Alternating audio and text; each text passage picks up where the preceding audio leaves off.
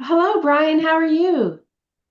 I'm good. How are you doing today, Mom? I am ready for some special K wisdom today about reverse charm. This is a really Yes. wonderful subject, and I'm an introvert. And so everybody doesn't assume that because I've had to develop some kind of extroversion skills to sell and market and so on. But I'd love to hear your thoughts on reverse charm. Yes, awesome. So I think this can be really helpful for a lot of people, especially as you say, like yourself, people who identify as introverts. I don't see you as an introvert, but I know you see yourself that way. And so let's talk about the concept and what it means. So there's something called reverse charm, or you could say reverse charisma. And so one social skill you can develop, like what you could do here is instead of you trying to come off as interesting or funny or smart or entertaining or likable, you don't have to worry about any of that. Okay. Because some people feel a lot of pressure or a lot of stress to try to come off that way, to connect with others, to bond with others. There's an opposite strategy you can do, which will probably be way easier for you if you don't like trying to be interesting and funny and trying to be the life of the party and all that. It can So be what you can do is exhausting. Yeah. it can be, yes. Mhm. So what you can do is it's called reverse charm or reverse charisma, where basically you just let other people shine in the group. You let the one-on-one person you're talking to shine, or you let the group of people shine. So what you can do is let them do most of the talking, and you just find them entertaining.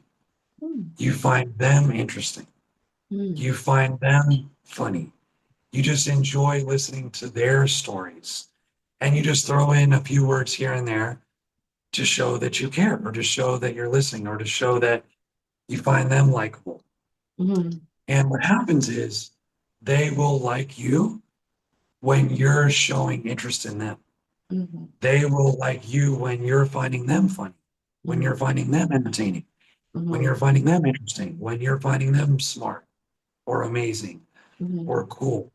You just, people like you more when you let them shine and you show them through facial expressions or through tone of voice or through a few words here and there or through body language that you like what they're saying and you think they're cool and you're listening and you care and you find it entertaining and funny and fun and you find them likable, all those kinds of things. So this is a strategy that can really help introverts, as you say, socialize a whole lot better. And they might find it much easier to connect to family, friends, business associates, coworkers, girlfriends, boyfriends, whoever through this method. So I just wanted to share this today. That's so wonderful. Well, I want to leave our audience with a quick example. So, Brian, I love how courageous you are to be out on video sharing these thoughts and ideas with people who might have a little bit of a social struggle and feel like, well, I'm never the life of the party, and people kind of ignore me.